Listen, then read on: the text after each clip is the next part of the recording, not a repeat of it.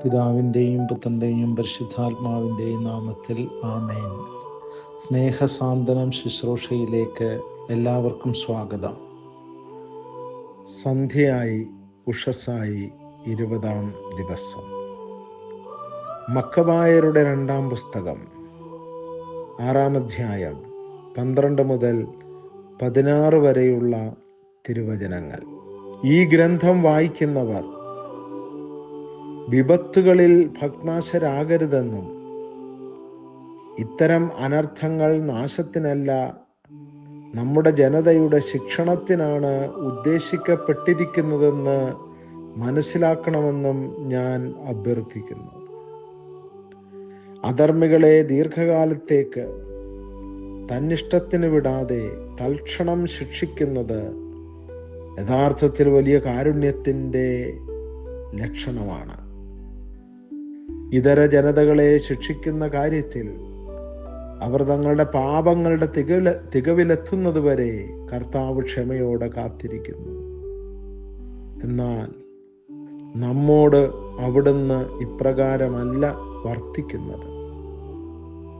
നമ്മൾ പാപപാരമ്യത്തിൽ എത്തി പ്രതികാരത്തിന് പാത്രമാകാതിരിക്കാനാണ് ഇങ്ങനെ ചെയ്യുന്നത്.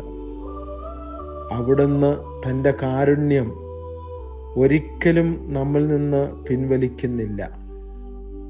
വിപത്തുകൾ കൊണ്ട് നമുക്ക് ശിക്ഷണം നൽകുന്നെങ്കിലും അവിടുന്ന് സ്വജനത്തെ കൈവിടുന്നില്ല. കർത്താവിൻ്റെ വചനം. ദൈവത്തിന് നന്ദി. സ്നേഹിതരെ, നമ്മുടെ ജീവിതത്തിലുണ്ടാകുന്ന കഷ്ടനഷ്ടങ്ങൾ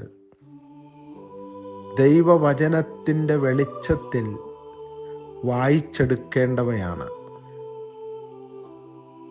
ദൈവം നമുക്ക് തരുന്ന താടനങ്ങൾ, ശിക്ഷണങ്ങൾ ഒരു സ്നേഹധനനായ പിതാവ് തൻ്റെ കുഞ്ഞിന് നൽകുന്ന ശിക്ഷണം പോലെയാണ്. അവനെ നശിപ്പിക്കാനല്ല, അവനെ വളർത്തുവാനാണ് ആ പിതാവ് മകന് ശിക്ഷണം നൽകുന്നത്. നമ്മുടെ ജീവിതത്തിൽ നമുക്കുണ്ടാകുന്ന സഹനങ്ങളും വേദനകളും വിപത്തുകളും ദൈവം നമ്മെ അനുഗ്രഹിക്കുന്നതിൻ്റെ അടയാളമാണെന്ന് വചനം വെളിപ്പെടുത്തുന്നു. അവിടുത്തെ കാരുണ്യമാണ് അതിലൂടെ പ്രകടമാകുന്നത്. ജീവൻ നൽകുന്നതും ജീവൻ എടുക്കുന്നതും ദൈവം തന്നെയാണ്. മുറിപ്പെടുത്തുന്നതും സുഖപ്പെടുത്തുന്നതും കർത്താവ് തന്നെ. അവിടുന്ന് നമ്മളെ വിപത്തുകളിൽ നിന്ന് മോചിപ്പിക്കുകയും അവിടുത്തെ കാരുണ്യം നമ്മിലേക്ക് വർഷിക്കുകയും ചെയ്യും. തൽക്കാലത്തേക്ക് നമുക്കുണ്ടാകുന്ന സഹനങ്ങളും വേദനകളും ദൈവത്തിൻ്റെ അനുഗ്രഹം എത്തിച്ചേരാനുള്ള വഴികൾ മാത്രമാണ്. എൻ്റെ ദൈവമേ, എന്തുകൊണ്ട് നീ എന്നെ ഉപേക്ഷിച്ചു എന്ന് പ്രാർത്ഥിക്കുന്ന ഈശോ തന്നെയാണ് പിതാവേ, അങ്ങയുടെ കരങ്ങളിൽ എൻ്റെ ആത്മാവിനെ ഞാൻ ഏൽപ്പിക്കുന്നു എന്ന് പറഞ്ഞ് മിഴി പൂട്ടുന്നതും. അവിടുത്തേക്കറിയാം, ഗത്സമനി പുനരുത്ഥാനത്തിലേക്കുള്ള ചവിട്ടുപടിയാണ്. വിശുദ്ധ കുരിശ് നിത്യാനന്ദത്തിലേക്കുള്ള ഒരു ചവിട്ടുപടിയാണെന്ന് ക്രിസ്തുവിന് നന്നായി അറിയാം. മക്കബായരുടെ 2-ാം പുസ്തകം നമ്മെ പഠിപ്പിക്കുന്നത് നമ്മുടെ ശിക്ഷണത്തിന് നൽകപ്പെടുന്ന വിപത്തുകളും സഹനങ്ങളും യഥാർത്ഥത്തിൽ ദൈവത്തിൻ്റെ കാരുണ്യമാണ് വെളിപ്പെടുത്തുന്നത്. അതുകൊണ്ട് പ്രിയമുള്ളവരെ, നമുക്ക് കർത്താവിൻ്റെ സഹനത്തിൽ പങ്കുചേരാം.